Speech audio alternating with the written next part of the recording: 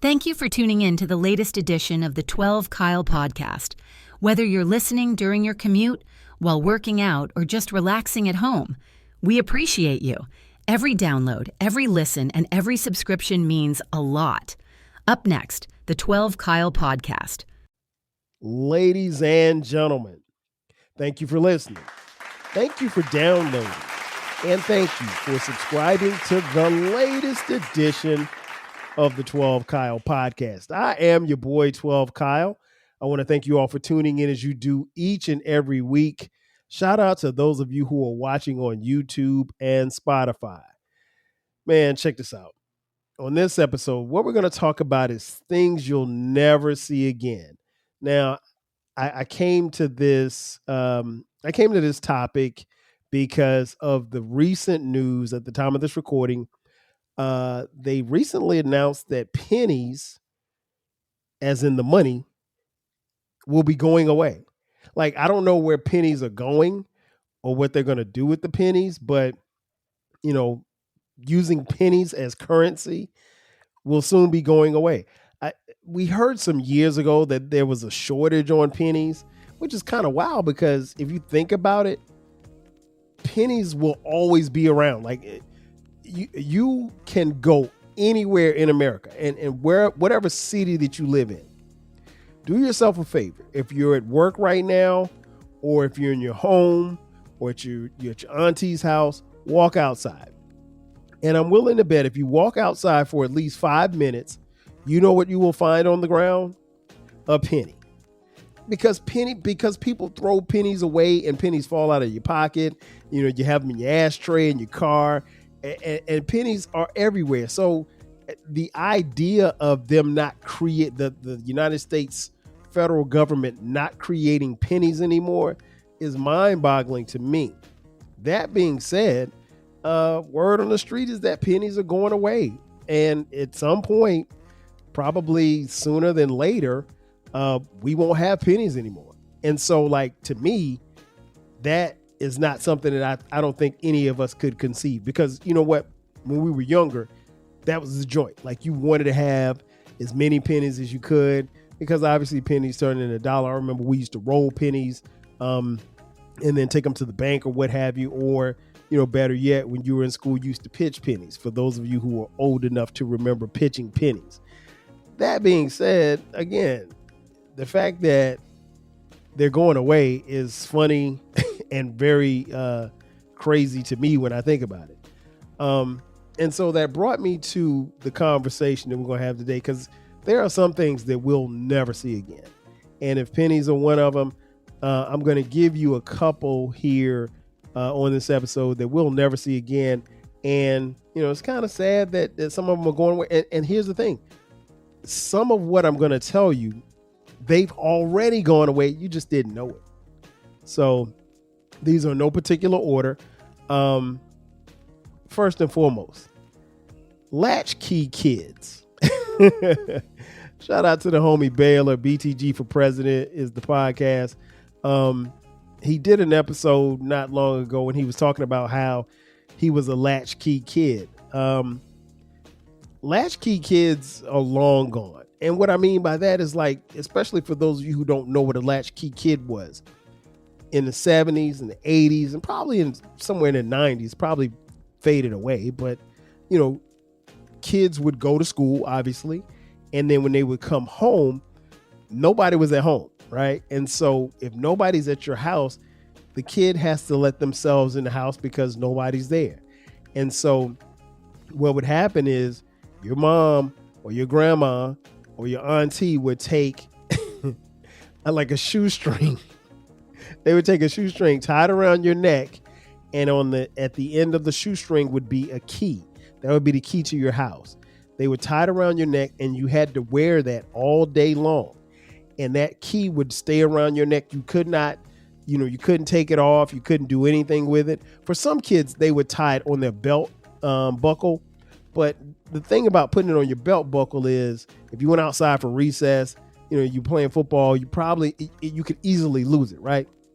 But here's the thing. If you tie that thing around your neck, and it doesn't have to be tight around your neck, but you have it tied around your neck, and you just had to make sure that you didn't lose that key, because more often than not, that was the key for you to get in the house. And who knows, that might have been the only key to the house or the apartment. And so kids like Baylor, and shout out to homie Eclectic. He was a latchkey kid as well. And he talked about on his podcast, that he would come home from school and his mom and dad wasn't there, and he would make like gourmet bologna sandwiches, which is nasty, but that's another subject for another day. You don't see latchkey kids anymore. You can go to any elementary school anywhere in the country. You'd be hard pressed to find a latchkey kid, because, kids now have alarm codes and security gates and all kind of stuff like that, security measures. Some kids, they probably have it on their phone. They just type in a little number and the door opens up and they walk into their apartment or their house. So latchkey kids, definitely a thing of the past. It was something that I remember. I was never a latchkey kid because there was always somebody home when I got home, but I had several friends who were latchkey kids. So yeah, shout out to the latchkey kids. Another thing that is probably still around, but we're never going to see it again, and that was the cassette tapes. Man, listen, cassette tapes will always forever be near and dear to my heart, because when I was growing up, that was the first thing that I purchased. I purchased tapes. We had, and I mentioned on the Rap Soul podcast, check that out, shameless plug. While we had records, me and my mom and my dad had records, but my purchases, particularly when I started getting into rap, because it wasn't called hip hop at the time. This is like the early 80s, 82, 83, right around there is when I started listening to rap. And probably like 83, 84 is when I started buying my own tapes. And so you had a cassette tape, and the cassette tape had the music on it. So, and it was cheaper than buying a record or an album. And, cassette tapes were everything, man. And then we got to a point where you could have the boom box with the dual cassette tapes where you could play and record off the radio. Listen, record, pause, play, epic. Some of you don't know what that means, and I'd be here all night trying to tell you what it is, but that was epic. But cassette tapes did it all. And not only could you buy your favorite artists on cassette tapes, we eventually moved to the point where you had these blank cassette tapes. And on those blank cassette tapes, you could make your own slow jams tapes. These were the first playlists for us. I mean, we didn't call them playlists. They were just our tapes. And so like those were a lot of fun to have. I still have some cassette tapes at my mom's house. And I would love to play them, but the downside of the death of cassette tapes is that there's absolutely unequivocally nothing to play them on. But yeah, shout out to the cassette tapes. Another thing we'll never see is the encyclopedia.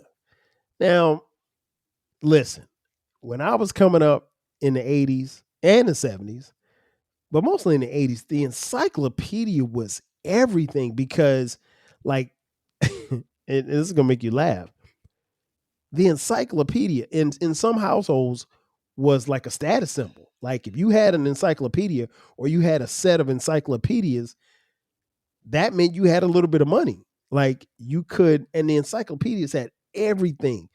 Any and everything that you wanted to look up, you could find it in the encyclopedia. It was our first Google, and we loved it. And I loved the fact that we had A through Z. Anything you wanted to look up, you could find in the encyclopedia. You could pretty much do a nice book report on something that you found in the encyclopedia. You could get a lot of good meaning and everything like that. And it was different from a dictionary because it went into more detail as far as what you were, whatever you were looking for.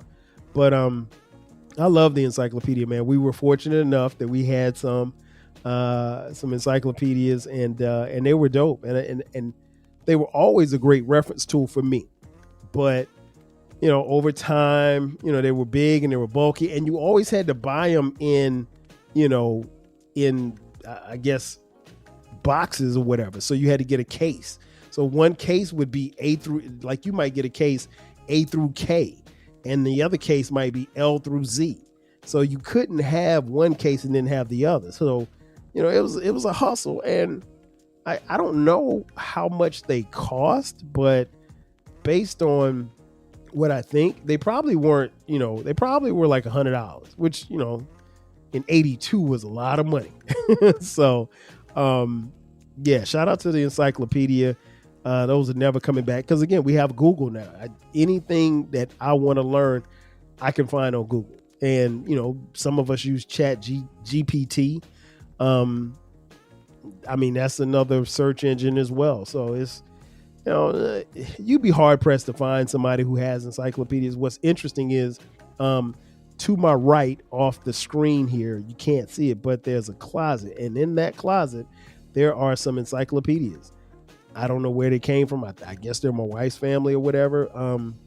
But I've never looked through those books ever because I didn't have a need. By the time we got married, Google was around. So it was cool. What else? We'll probably never see. What? Now, here's the thing.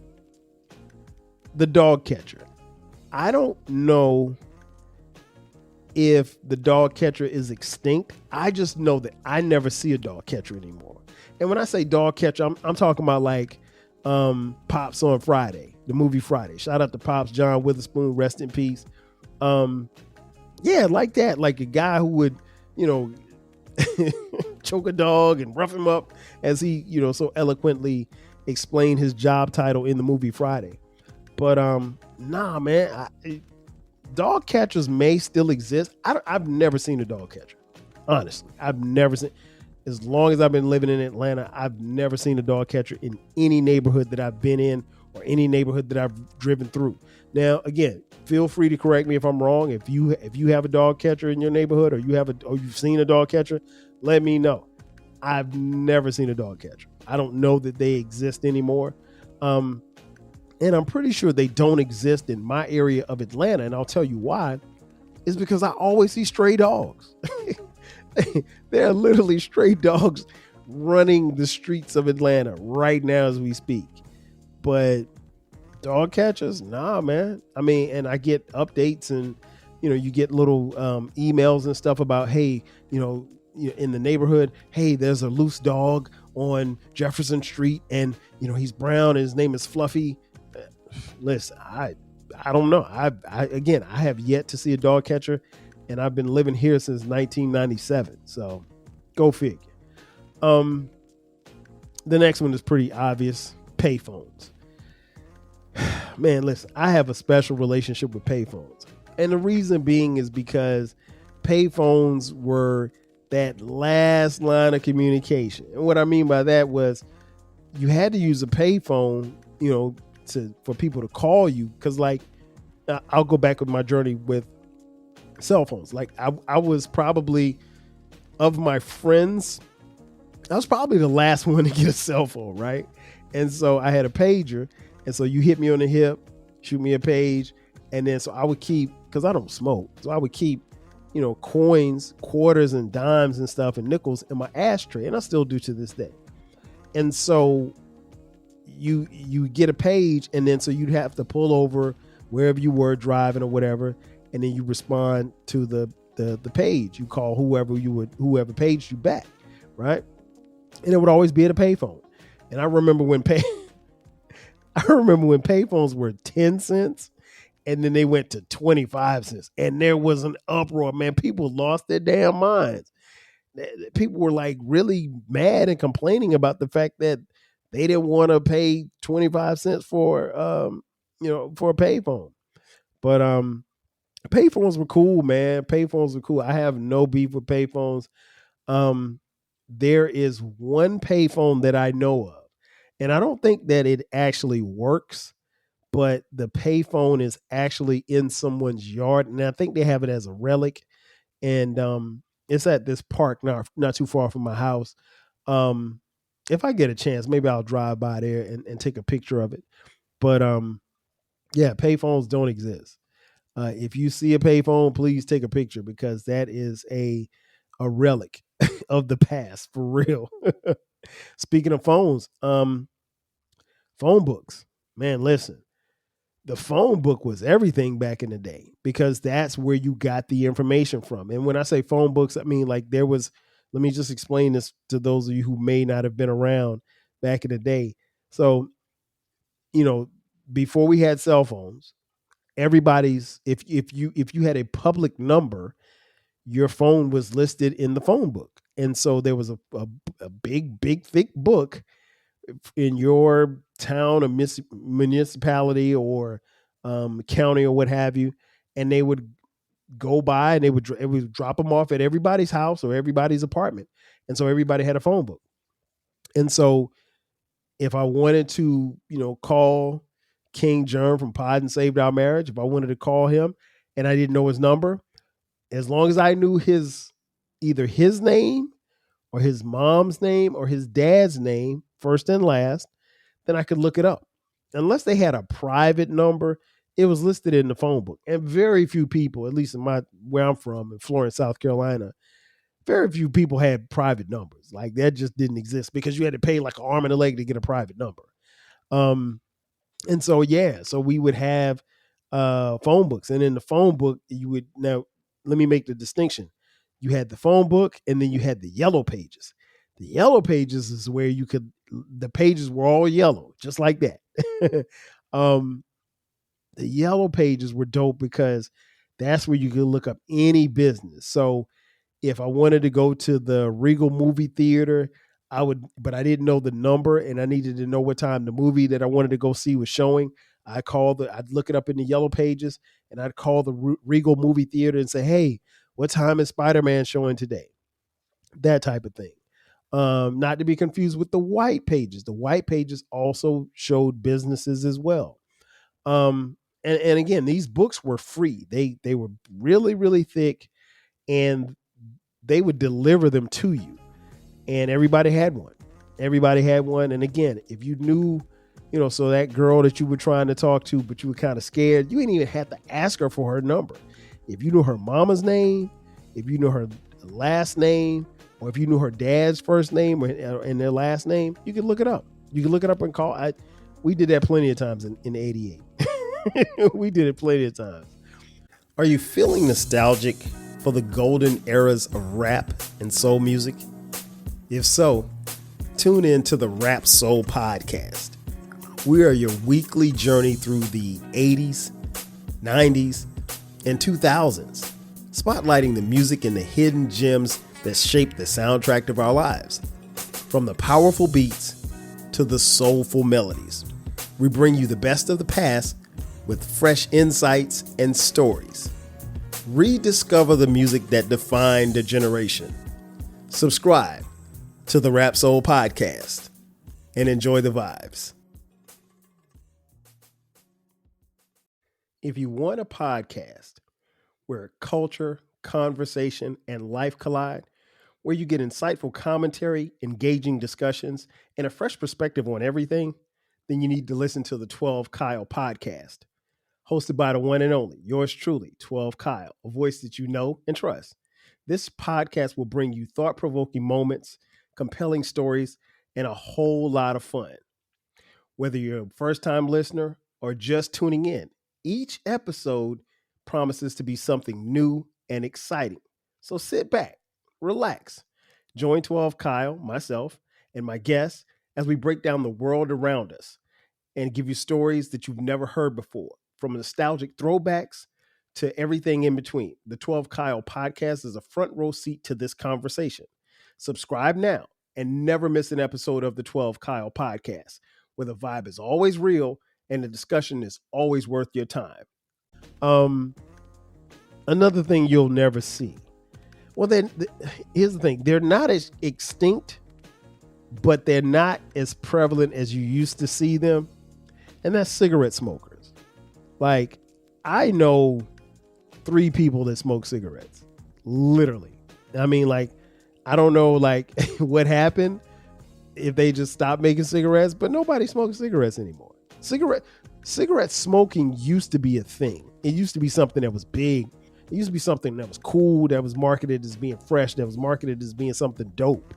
Never mind the fact that it could kill you, but Yeah, cigarette. No, nobody smokes cigarettes anymore, and the people that do smoke cigarettes are pretty much ostracized. Because here's the thing: there was a point in time where you could smoke cigarettes in public, wherever, whenever you wanted to.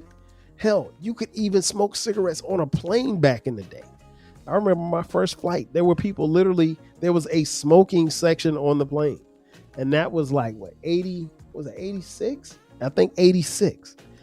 So yeah, you could smoke on a plane, but now, nah, man, you can't smoke anywhere. I mean, and it's crazy because we've distanced ourselves so far from cigarette smokers to where if I'm around somebody and I smell cigarette smoke, I'm automatically offended.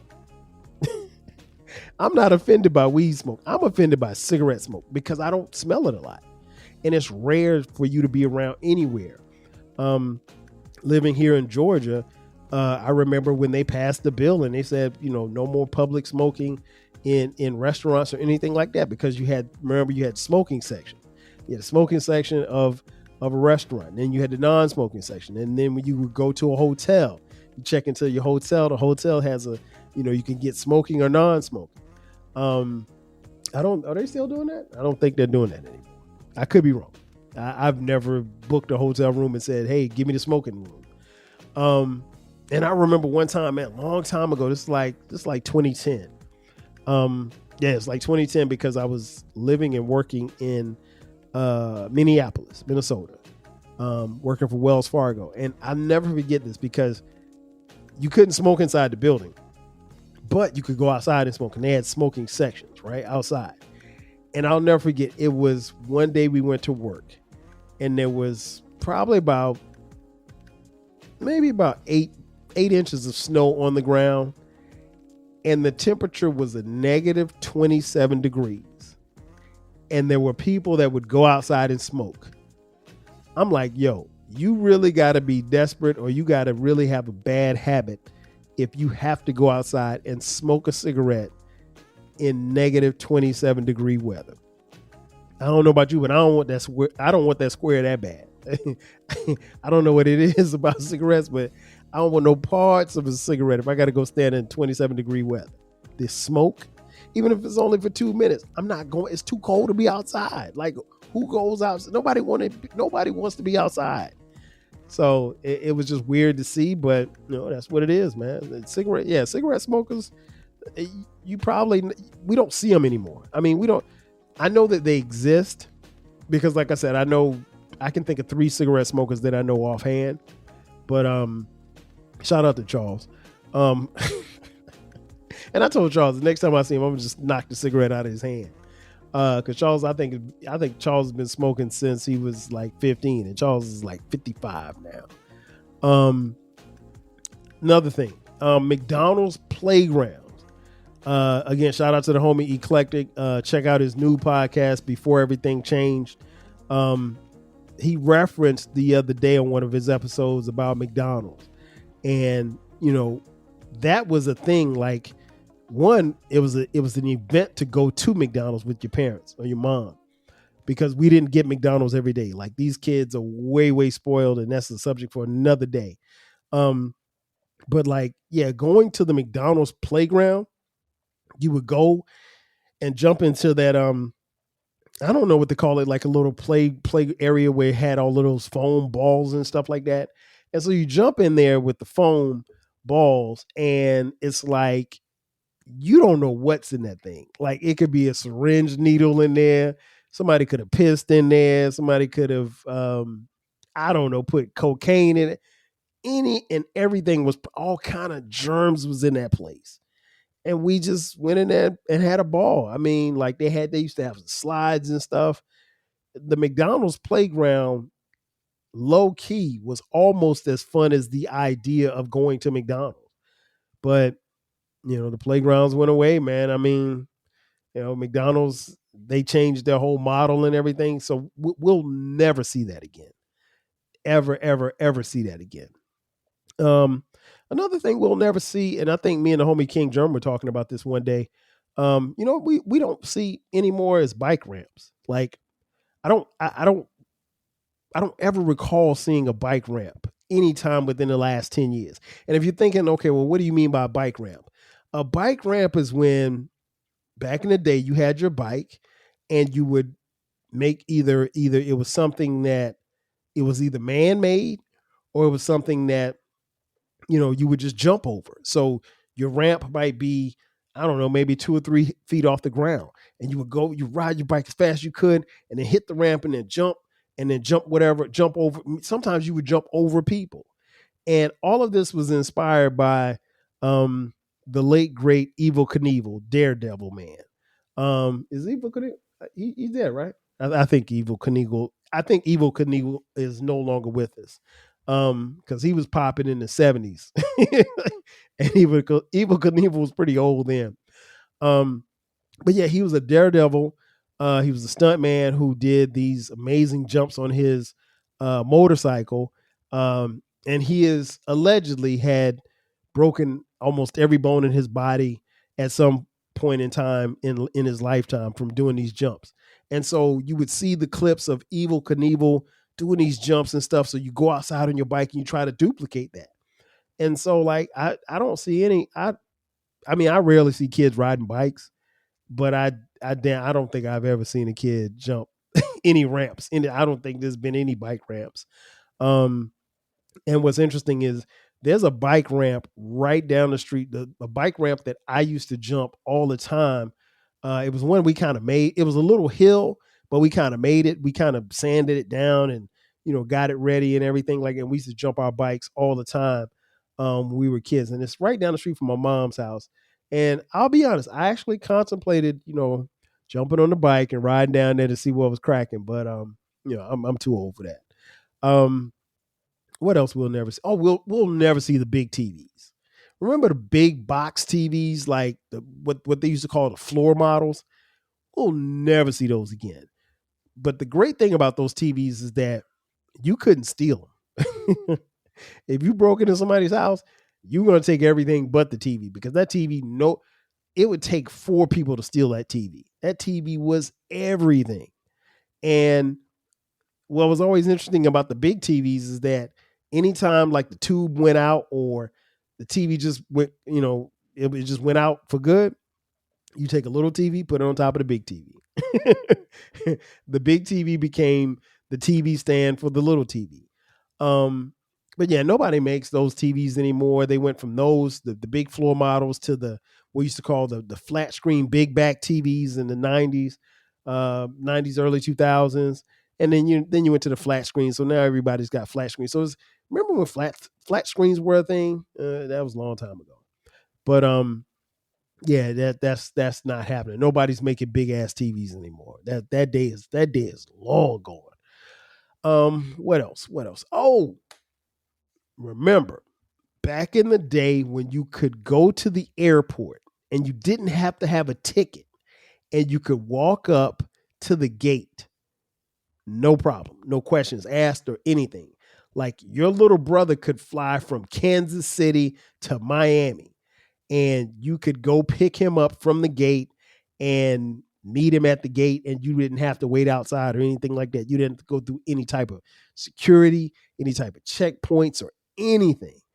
Man, that time is never happening again. Obviously, with the events that happened 9/11, we're no longer there. We have to be very diligent in our security of our airwaves, and I get it, our airspace, and that makes sense. I want to be as safe as I can be when in the air, or anybody getting on a plane. But yeah, back in the day, yeah, if I were taking my wife to the airport, I literally could walk with her from the time we walk into the airport all the way through security, all the way to the gate. I could literally watch her plane take off, and then I could go back, and there's no charge, no nothing.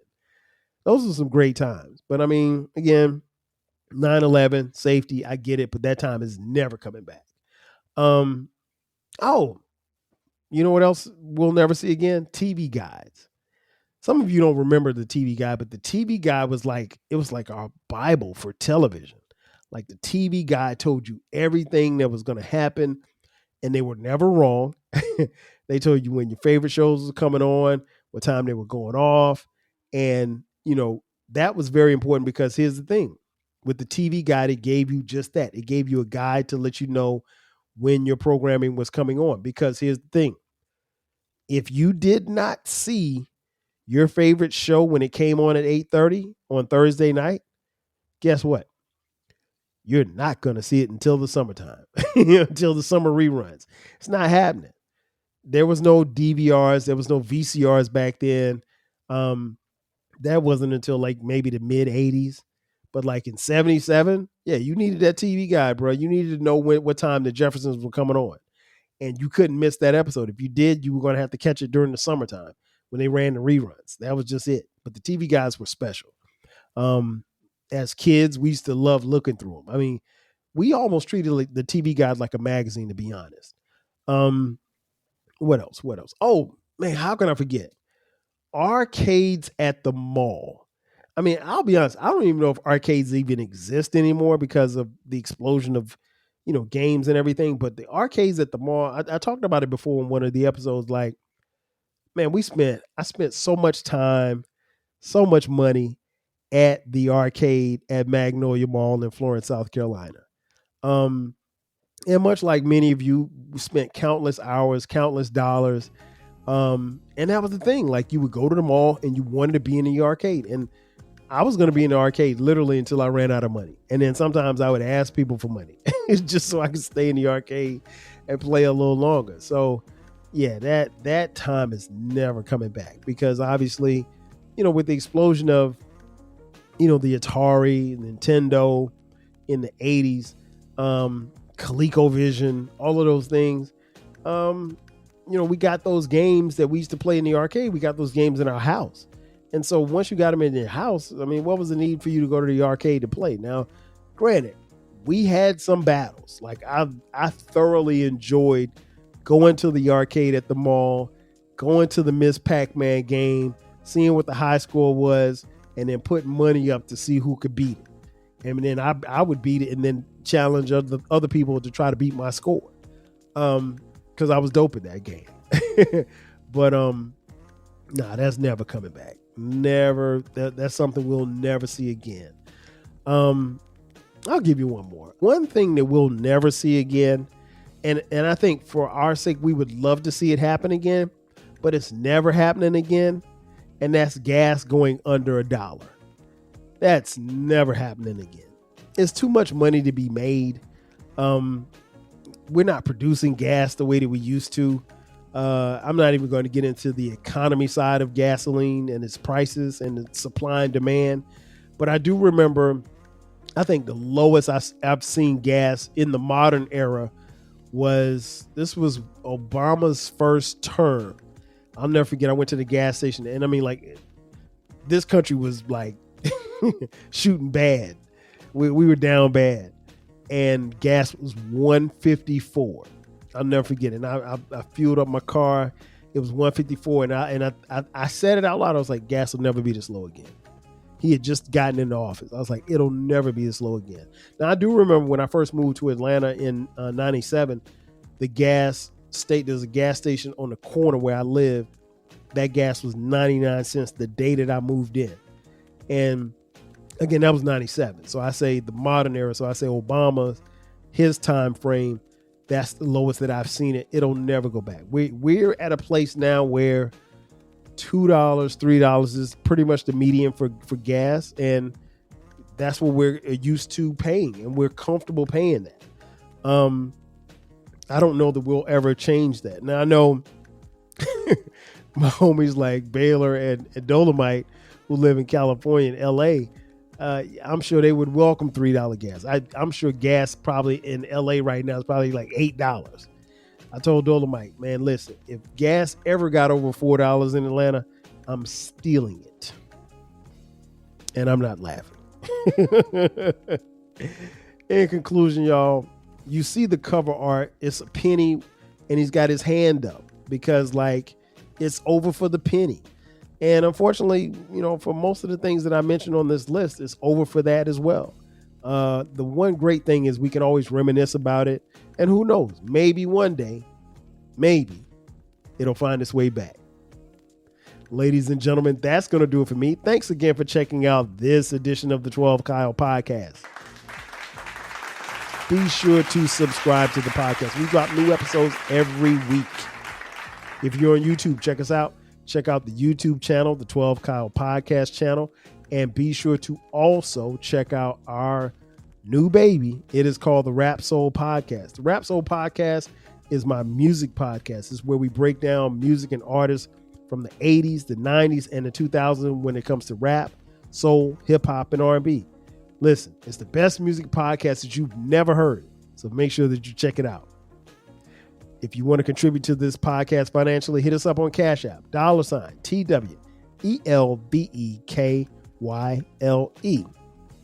Also, we have merch. Click the link in the description box, and that way you can buy 12 Kyle podcast t-shirts, hoodies, as well as coffee mugs. We got it for the low.